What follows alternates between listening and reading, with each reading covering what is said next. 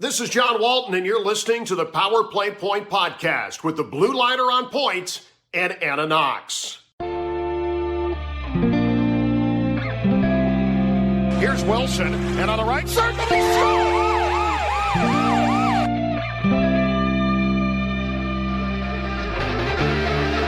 Rebound loose, wild scramble in front, score! Ovechkin with a buzzer beater! It'll count! And a hat trick tonight, number 21,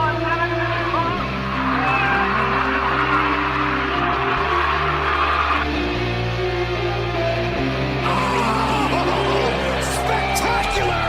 Braden Holtby! Hello and welcome, Caps fans. This is the Blueliner on Point. Welcome again to the Power Play Point podcast. And yes, we're at another season, yet another season. Hello, 2023. Yeah, it's going to be a little bit rough. This is our dress rehearsal. So hang with us, bear with us, stay with us. Just don't make fun of us or leave us. But glad to have you here again. I am, of course, the Blueliner on Point, talking to you live to tape from beautiful downtown Glenbury, Maryland. Speaking of beautiful, of course, my always prepared and wonderful and slightly under the weather co-host for this evening. It is the one and only Mermaid, live to tape also herself from beautiful Centerville, Virginia. It is Anna Knox. Yes, another happy Sunday, Gil. I don't know about the prepared part. I'm kind of, I don't know, like you said, we're just going to go with it, which I think is huge for us, considering I think we talked for about 45 seconds before we decided to do this. And I think in the past, we probably have done like, all right, this is what we're going to do. This is what we're going to say. That, prepped a little bit more, but look at us now. It's like we're pros. Well, I mean, if you watch the team for long enough, sort of kind of what to expect. I mean, I've had my eye, over the summer, watching what they do. Haven't caught as many of the preseason games as I'd like. Not a whole lot of them were easily accessible, but I caught last night's one. So we're going to go over that this show very briefly. Just going to go over some expectations, some issues the team is facing. Some of them, if you've been keeping your eyes on the team, eyes and ears on the team, just about all of you should know fairly well all about what the team's facing right now. Lots of big holes, unfortunately. So we're going to discuss a couple issues and what we think, is a fair expectation of the team. I'm going to go over the first few games in the schedule, and then we're going to get out and we're going to, lay down some previews in next week. And I think y'all can expect a better effort, a better overall quality show next week. But not that we're making excuses, but I did say it's going to be a little bit rough, a little bit rusty, little rink rust coming back. So, All right. to be expected. Like I said, Anna is got herself a big case of the cootie shot again, thanks to her duties as a school teacher. To be expected, and everybody knows that. No, weather's getting colder, and I think we're all due for another round of booster shots, actually. I think so too. Although I did get my flu shot. They give it to all teachers for free. Sort of like cool. The least we could do. Yeah. I'd say that. But it is, as I said, that time of the year again. It's the most wonderful time of the year. It's a week and a half or so into October, when a young Caps fan's fancy turns to things that happen on the ice. So let's go ahead and get right to it. So it's the first detail to go over, of course, is last night's game. Last night was the last preseason game, and it was against the Blue Jackets. Pretty much saw what's probably going to be the final lineup. Everything is due. I think it was either today or Monday. I can't remember which day, but the final lineups were it was due today at 2. Today at 2. Okay. All right. Well, see, you're a lot more prepared than I was. Well, at least that was the final like roster thing, and And yeah, so we'll see. Yep. All right. Well, there you have it. Everything was to be handed today at 2 Eastern. And so what you saw last night was pretty much what you were going to get. Let's just go over the game real quick. It was a 4-3 win in overtime. FOT, as the official scoring say, and FOT was what a lot of us were saying last year because Caps couldn't seem to get it done in OT. Well, this time FOT was a good thing because they did get it done. Dylan Strome with the game winner. Look, okay, so I'm going to start out by saying yes, I have something good to say about Connor Brown. Yes, that was a very cool, very wicked, very nice saucer pass to Dylan Strome, thus ended the game, and he put it away 39 seconds into OT. Pretty much the only highlight we really need to go over. Yes, the captain got a goal. Yet another McNugget minute. Maybe he should start saying McNuggets are here instead of pizzas here. I don't know. I didn't think it was that bad. Anything McNugget it's just wrong. They need to put it to bed. Like, all right, come on, JP. It's not McNugget. It's just it's just. I'm sure it's not his call, but yeah, it's not. Yeah, another sponsor would be kind of nice. So yeah. But I don't know. I was okay with the team's performance. Maybe a little bit leakier than I would like on defense. But overall, not really a bad game. I think. Let's go over the lineup they had. So on D, you had the top pairing of Ferravari and Mr. John Carlson, of course, on the top pairing, and notably absent on the D, of course, with nursing and injuries, Dmitry Orlov. So I believe they had paired with Nick Jensen. I believe they had him paired with, I think, Luke Johansson. Or no, Trevor Van Riemsdyk on the second pairing for most of the evening. And the bottom pairing was Luke Johansson, no relation to Marcus, and one of the newcomers, Eric Gustafsson, on the bottom pairing. And I think you're going to see that's what you're going to see until Orlov comes back. That's probably you're going to be your top six. Right. I will say, go ahead. I did read before we came on. Oshie and Orlov will be back on Wednesday. Oh, you did? Yes. Okay. Now I knew they both took part independently of the morning skate before last night's game. I knew they skated by themselves. They didn't take part in practice, but they skated by themselves. That was, of course, a good sign. They were in full gear, but no contact, of course. So if you're saying the both of them are going to be ready to go game time when the curtain opens Wednesday, yeah, that's pretty good. I like that.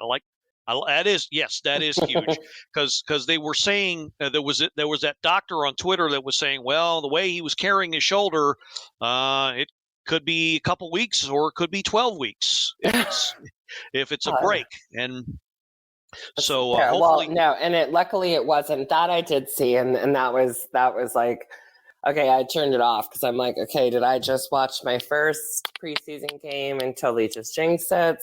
So I'm not going to look.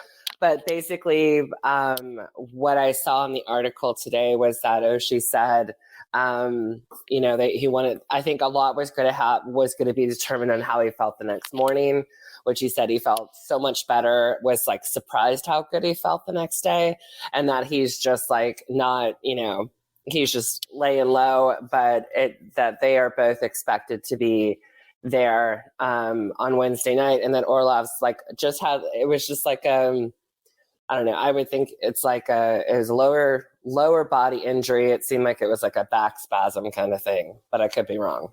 Okay. But I'll take it. And then they mentioned Eller out with an illness, but It didn't seem to say one way or another whether he's coming back, but I'm assuming it's not an illness that's going to last. Yeah, that I did hear about. Eller being sitting out of the not only the game but the practice. I think that was precautions just to make sure he didn't get anybody else sick. Right. I want to talk about that Oshie injury in a minute, but I'm going to go over the forwards as well. Dressed in last night's game, of course, your top line, Dylan Strome centering Ovechkin on the left wing and Connor Brown on the right wing, and I can't believe I'm saying that.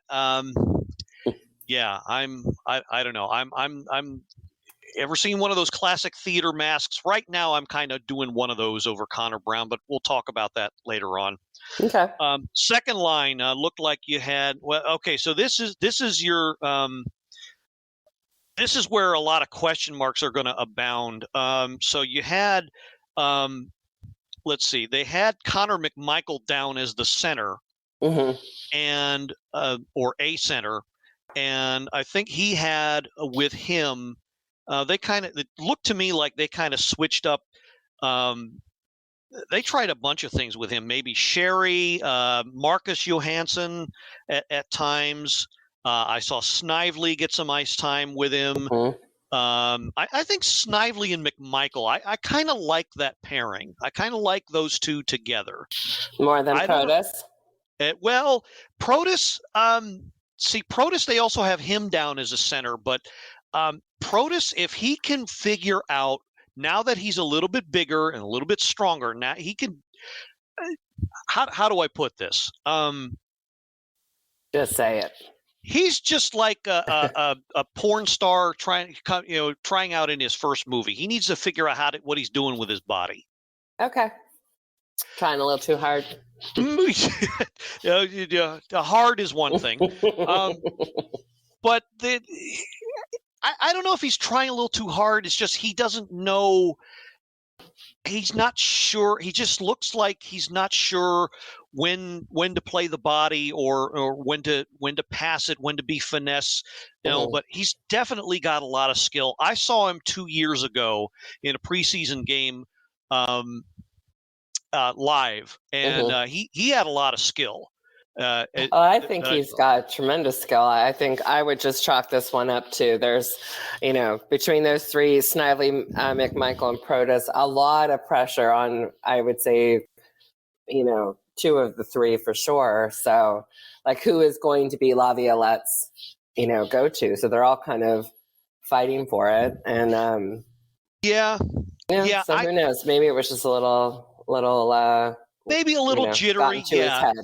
Yeah, because I think the knock I have on Protus is right now he's just a little too hesitant for my liking. And if you talked about trying too hard, maybe on the other side of that same coin, that right now that's McMichael. He might be squeezing the graphite out of the stick right now, and because it's not for lack of trying, that's for sure, but he's just not.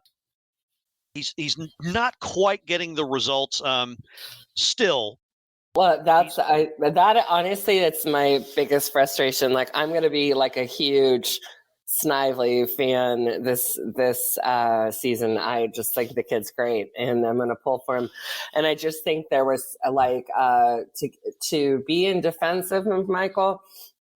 There was so much hype and so much talk about and so much this that it's like when you go in and you fall flat. On several occasions, you're not terrible, but you're not doing what people thought, then that can get in your head. So I was kind of hoping after the season after the season ended and over break and everything that he would kind of focus on, confidence boosting, but we're just not seeing it. It's just not there. And the potential's there, but it's not. He's kind of, just meh. Yeah, yeah, and and he does well at times, and other times he's just kind of there. I think that's really the problem I have with him. Out of those three, I would say I agree with you. I want to see more. I want to see more Joe Snively. I like the way he goes to the net. Like his attacking game. Um, Probably not the best, most fluid or fastest skater going back on defense. He's I don't know. Some of you out there might appreciate this comparison, but I see Joe Snively, and what I see in him is Daniel Sprong 2.0. Really? Okay. Yeah, guy who knows how to go to the net. Maybe somebody who's quite a bit more defensively responsible. Doesn't have the natural skating ability, but knows how to position himself for that good pass or that good shot or that good tip towards the net. And yeah, Mm-hmm. it kind of reminds me of that, and maybe a little bit of even a DSP, Devontae Smith Pelly, where Mm. he kind of had a knack for that. If you all recall to those days when he was here, DSP had a good knack for getting himself in crucial situations where you needed that goal or you needed that big play, Mm-hmm. and he didn't always come up with it, but when it seemed like when you needed it most, and that of course Right. is why he's still beloved in this town, because he was that Yeah. missing piece. He was the difference maker. So Yes, he I'm was. I'm kind of hoping that eventually we see that in a Joe Snively. But I read, I perused, I should say. I kind of flipped through the article. I wish I had more time to read. I'll go back and read it later, I'm sure. But there was an article posted by Nova Caps that said it's possible that either McMichael or Snively might actually be sent down to Yes. get, so that they can, either one of them gets more playing time in Hershey, as opposed to sitting on the bench and getting no playing time at all in staying with the big club, because of the fact that, well, there's roster restrictions. There's 23 man, and if they decide to keep Eller, and you can make concessions for injuries, which Mm-hmm. they've got plenty of, but you still have to limit yourself. And I'm looking at you, Lars Eller, making Mm-hmm. concessions to carry a certain amount of forwards and defense. Somebody has to be sent back down, and I believe it was Leeson. I forget the other person's name, but they sent down Leeson. They put Brett Leeson, and somebody else on waivers earlier They this sent, morning. yeah, there was 4 of them that went down. Oh my gosh, hold on. I just had it, and I thought I wrote it down, and it's not. I know what you're talking about. God. I thought I saw the Yes. article myself, and I just lost it. Okay. Well, anyways.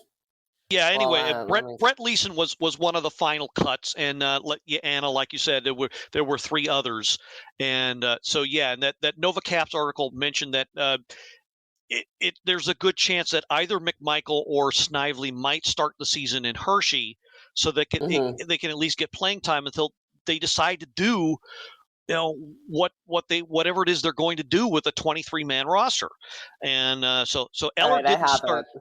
Okay, who was it? Sorry. So we have Leeson, we have Borgstrom, Lucas Johansson, and then Axel JF. AJF. Okay, so AJF. okay, so Axel Janssen Fjellby, unfortunately, again the odd man out. He's another younger guy I would like Which to see. sucks, because I liked him. Yeah. I thought he last year, based on last year, I thought he earned maybe a more regular spot. But I guess not to be. They're going to have to, I mean, we're beating a dead horse here, but they're going to have to make a decision on some of the older guys. And again, Eller might be key. And I thought at first maybe they would wait to make that decision maybe at the trade deadline, but they might have to even figure out that they probably shouldn't be keeping him. at all, which kills me, of course, because Lars Eller, the man that brought DC their first ever Stanley Cup, he scored the cup-winning goal. So, you hate to just cast that aside, but here we are 4 years later, and it kills me. But he's 4 years older and not really 4 years better, unfortunately. And you got these younger guys that really need to start to get some playing time. I know I've been an advocate of Coach Laviolette and some of his style, but I really think that now is the time that the younger guys really need. Now that it's earlier in the season, you want to get them. You want to get them into the swing of things. You want to get them get some games under them, so when it doesn't matter as much. You're not going to miss the playoffs in the first 10 games, but he could have done that and avoided any injuries, i.e. Oshie, Orlov, whatever. That's why I hate playoffs. It's usually why I don't watch it, because I hate to see, in any sport, I hate to see the any player get injured, and that's you mean preseason. Preseason, sorry. Yeah, I mean, who doesn't like playoffs? But yeah, no, I knew what you meant. Hello. Yeah, it's fine. Making its round. It's fine. No, yes. I knew what you meant. But yeah, I mean, I also saw the game before where they played Detroit, and the guy Vetrano, I don't know what the hell his name was, shoved Oshie into the boards, thus causing the injury in the first place. Let me say this. Let me get up on a soapbox for 2 minutes here. Last year, the league made this big hoo-ha over cross-checking. Now, anybody caught cross-checking, they said, okay, the refs are going to have eyes on that. You do any form of cross-checking, you're going to the box, and maybe worse if you repeat it. When are they going to start getting serious about hits to the boards? Exactly. When are they going to start doing something like that for probably the most dangerous? Those things, I don't know if anyone's ever been on an ice facility. I haven't been in any sort of sanctioned ice hockey game, but I do know what those boards feel like. I've slid into them at a very slow speed, thankfully, because I skate like a Bambi on ice. But them things don't have a whole lot of give to them at all. And if it's 2 miles an hour or 20 miles an hour, right, that shit hurts when you bump into that. Well, I can't even imagine. And so, yeah, it's ridiculous. And that's why, I'm not a preseason fan. Well, I mean, so not only was there no penalty on that play, right, no supplemental discipline. So I just wanted to mention that because, the league's getting serious about stuff like cross-checking. Okay, here's probably the most dangerous situation you have, almost guaranteed to cause injury, and the league doesn't say crap about it. And right, it's ticking me off. And if they're serious about player safety, and we haven't even started the season. I'm dissing the league already because they're not doing their job. What a surprise. But yeah, I mean, here again, we have a reckless situation here, needless hit to the boards. Guy gets injured. Luckily, he's probably not going to miss a significant amount of time, but still, why? In the league says we're serious about player safety. Yeah, well, start showing us, because I ain't seeing it. Agree. Just want to make sure I mention that. We did have some of our listeners to give their thoughts about what they wanted us to talk about, and two of our greatest participants, as far as content and suggestions and good notes during games and whatnot. Tom Gobble first. I just want to mention him first. He just had a birthday. Happy birthday, Tom. Hope you're feeling a lot better. Happy birthday. Yep. Okay, so he mentioned, so what he asked for is a discussion on, pardon me, if this is going to be a long season, meaning a bad season, or no doubt playoffs. He goes on to say, I personally think if TJ isn't healthy with Wilson out, playoffs are going to be tough. Mhm. Yeah. So yeah, let's talk about that. Let's talk about what our expectations should be. Um, well, give me your thoughts, Anna. What do you think? Well, I think it's time to see what these young players can do, and I think that Laviolette knows the balance between the vets and the well, no, they're not all rookies, but some rookies, and I think that this is going to be a fresh start for them moving forward. We're kind of out with both goalies. We don't have to have that debate anymore. Right. Tommy will Tommy will be back. I promise. Um, but I think that there's so much potential that it's I do see Laviolette giving the younger team more ice time, which I'm all for. I'm all for. It's time. It's like every one of these vets players was once in their skates too, and you get older and you're not as fast or you don't heal as quickly, so you need to have the next one, next man up kind of thing. Yeah, So I think that couldn't. this is the year. Yeah, I couldn't agree more. Last year, you had kind of sort of a sort of similar situation. You had a lot of the older guys out to start the year, Mhm. and the younger guys came in and they had to step up. Hendrix Lapierre in his first Mhm. game got Yeah. his first ever goal. Just about anyone who filled a roster spot, they had their moment. Leeson, Malenstein, Protus, just about everybody who was called up. They had their moment where they made contributions to the team, and that showed us we had a good crop of guys who are, like you said, Anna, are ready to take it to the next level. And Yeah. this is this is their year. And I've been saying, well, we've both been saying, a lot of us have been saying it.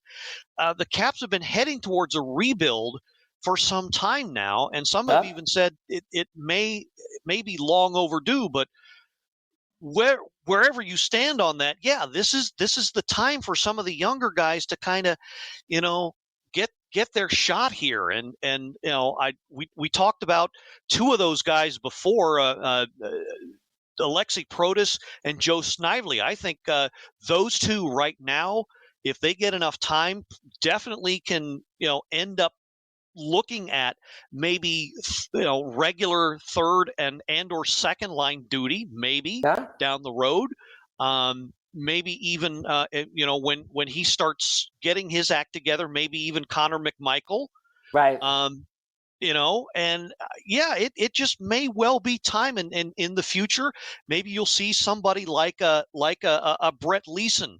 Maybe he won't be a second liner, but he'll take over a spot such as what's occupied by, say, a Nick Dowd or a Carl Hagelin or somebody like that. So yeah, we've got a lot of younger guys. I think the time is ripe, just like you said, Anna, to start trusting the younger guys. And It is. And I understand, as a fan, none of us wanted to do anything differently going into 2019, well, or even 2018, 2019 season. Right. Don't rock the boat. We just won the Stanley Cup, and then this is fantastic, and we have to keep everything the same. Well, things change, and here we are, 4 years later, and players are 4 years older. That let the balance go. Like we do. I mean, everyone wants to see Ovechkin do what he can do. But it's just, but I will say with them, like, you do have like the Connor Browns. I mean, he is 28. He's not a young one, but but that's okay, because there are other players in other positions like a Snively who's only 21. So I think Laviolette is going to start looking at that more seriously this season. And I totally support it. Yeah, and that's the other half of the argument here. I think this will actually be a pretty good season. A lot of the so-called experts out there, again, are already starting to crow that this is the year that Father Time finally catches up with Ovechkin. Caps roster is still too old. There's no way they'll make the playoffs. They're going to miss the playoffs. There's no way they're going to keep up.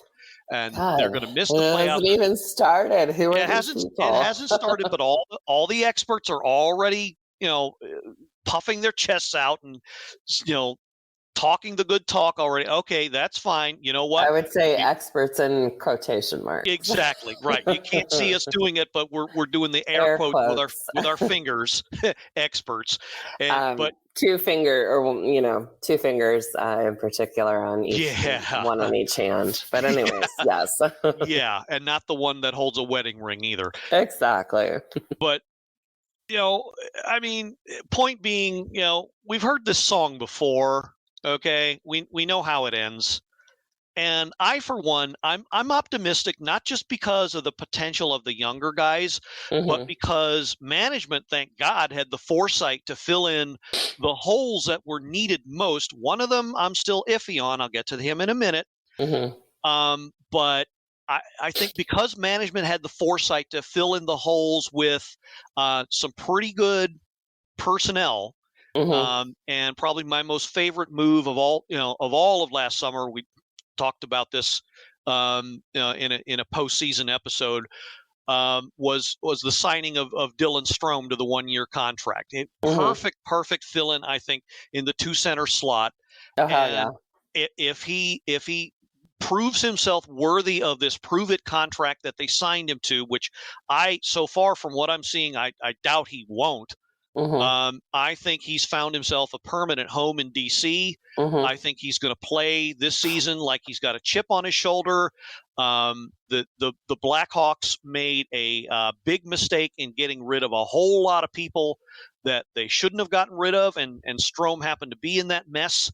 And I think he's gonna. This is his coming out party to the whole league, saying, "Look, I deserve to be in that upper echelon. I deserve to be in consideration in that top tier of centers," and Hmm. he's going to show the whole league what he can do, and especially if he gets some power play time. I can't see is well, we've already seen these last 2 preseason games what he can do on the power play. So I think that's really where he's going to shine. Yeah, Um, I agree. Well, and there is a really good article about him and how his big quote is like he just wants to be in a team that wants him. right.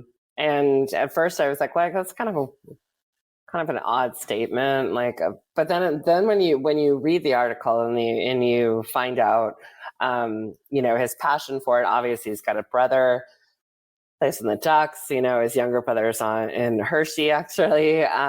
It's really kind of cool to hear. And, that it's there and the drive is there and the passion's there. And it's like, well, why wouldn't you want to be in a team that wants you?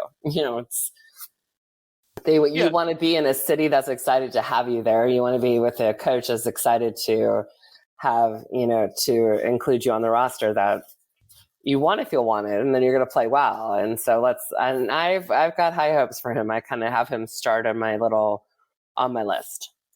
Oh yeah. I think he's going to make the biggest impact. I'm excited. I'm excited about him. I'm excited about of course, the pickup of Darcy Kemper, like you mentioned earlier. End of the goalie discussion forever. Well, Yeah. not forever, but at least for the next few years. Mm-hmm.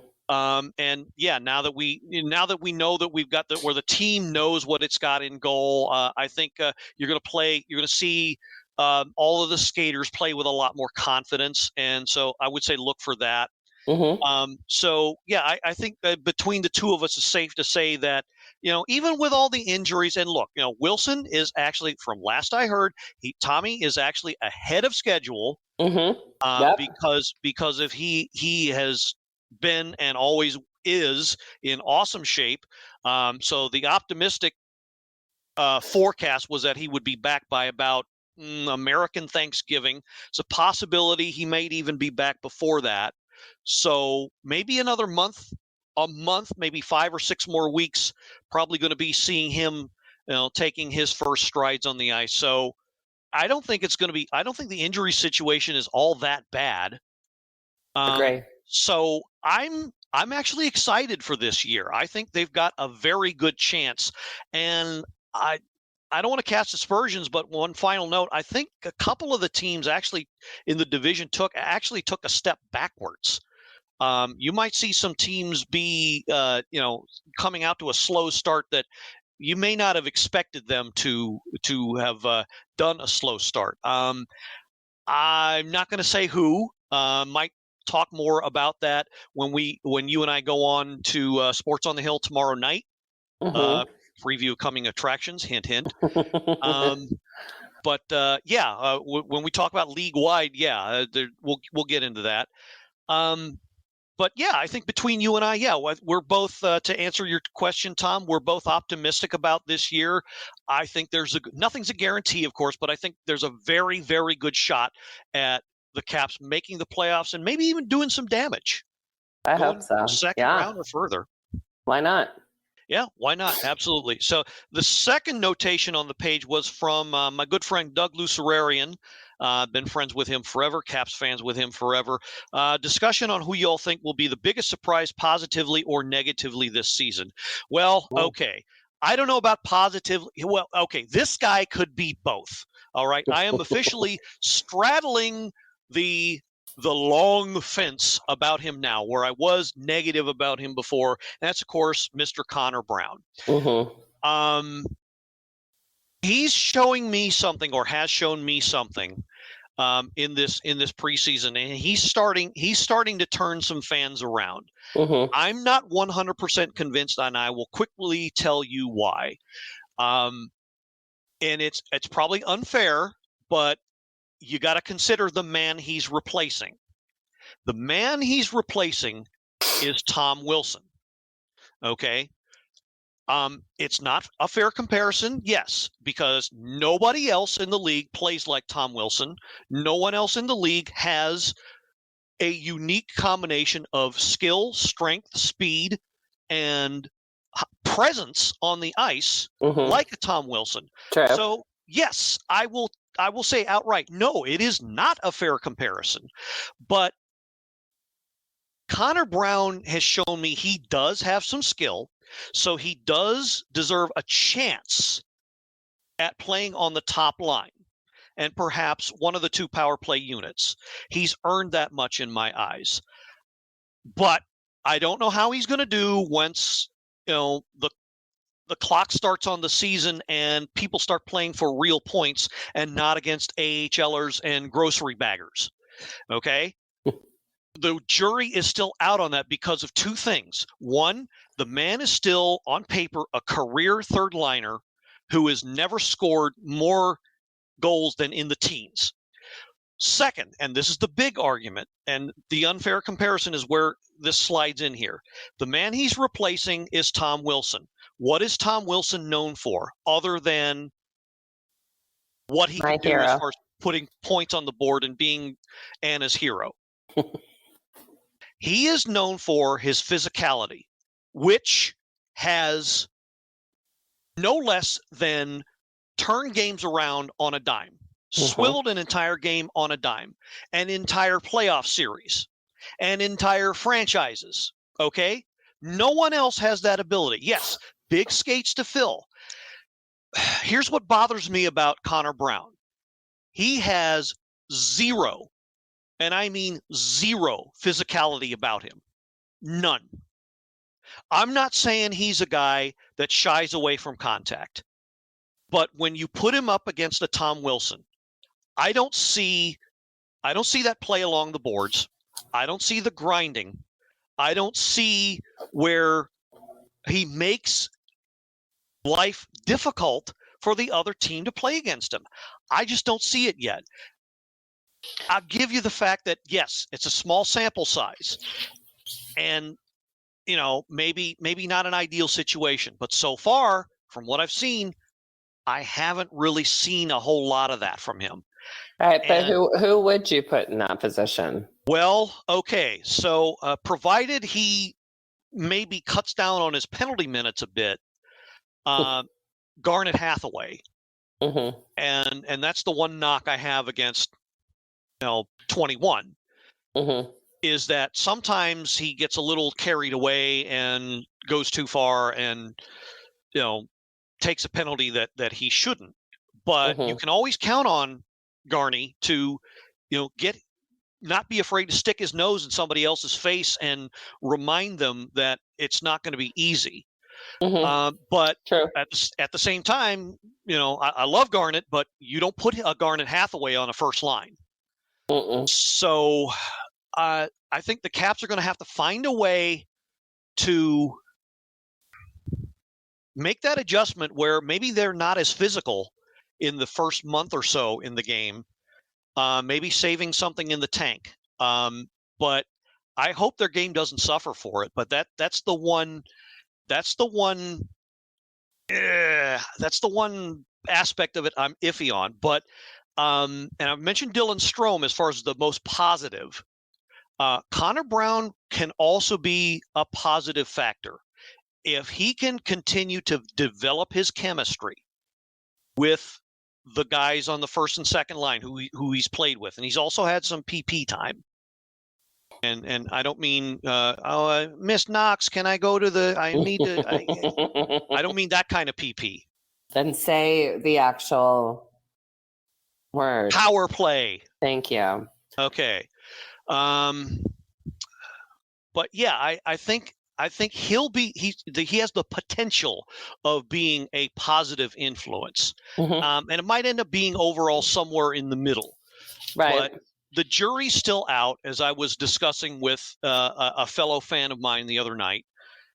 So we'll see, and I'm willing to give the guy. I'm starting to come around. I'll admit I'm willing to give the guy more time, but my main concern again is the man he's replacing cannot be replaced. And I mean, I don't know how else to say it. It's like, well, okay, if you're used to steak, and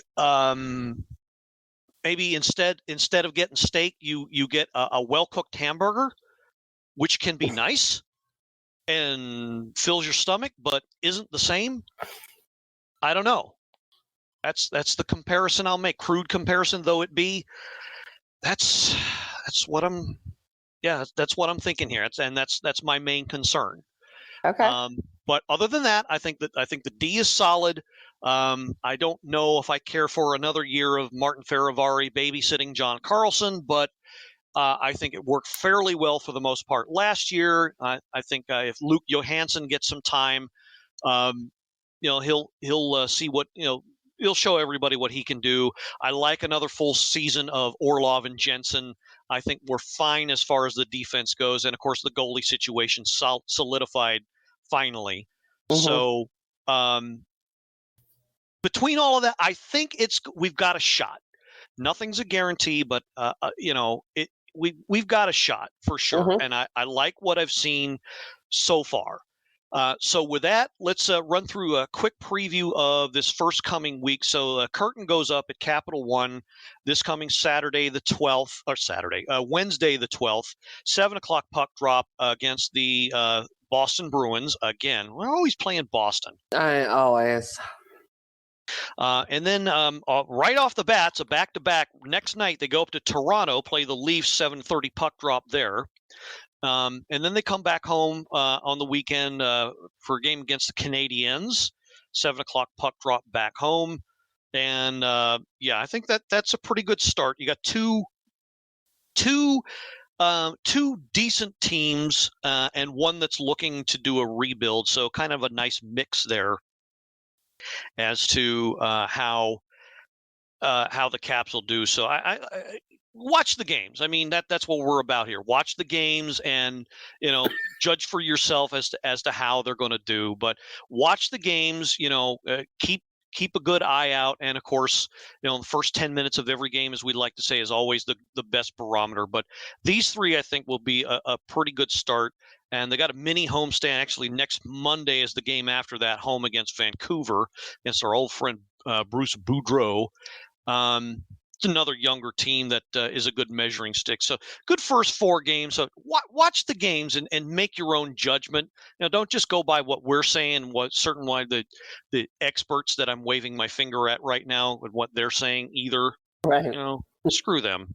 Make your own call, but watch the games and be be ever mindful about how the newcomers are doing and the young guys are doing, because that's who's going to carry the team in the first month or so, I think, for sure.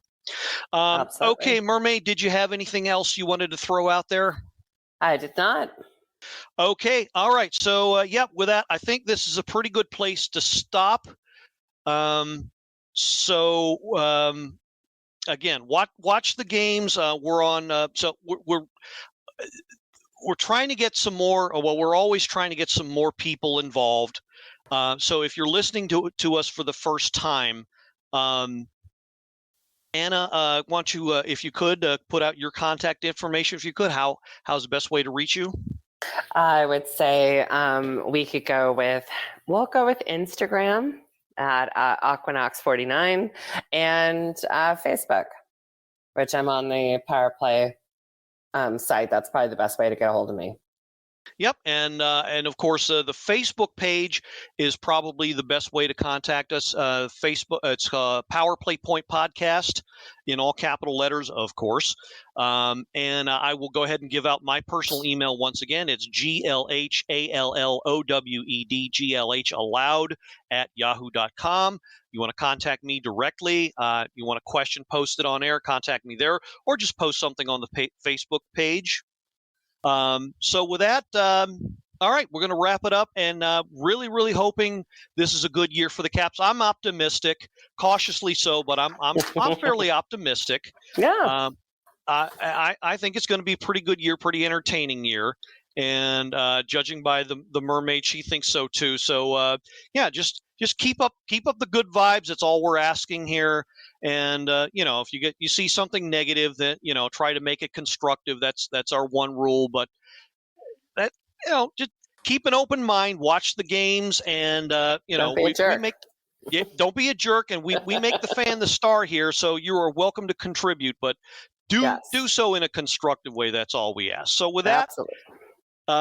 this is for the Mermaid. This is the Blueliner on Point signing off and reminding you. Well, I actually had, I don't know if you remember telling me this, but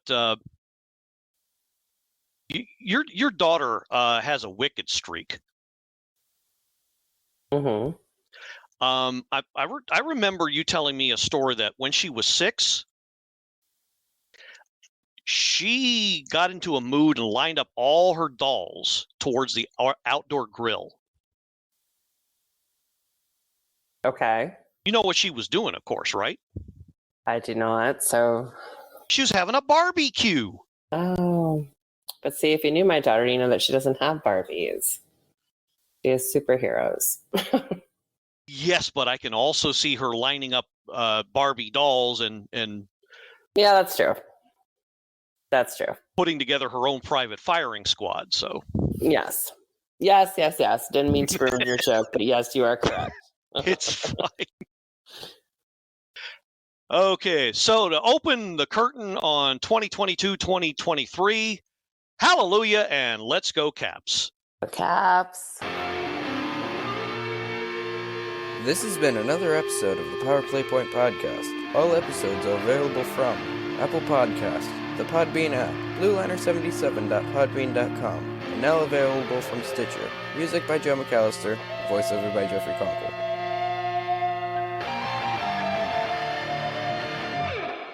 Good morning, good afternoon, and good night, Power Play Point Podcast. Thanks for listening.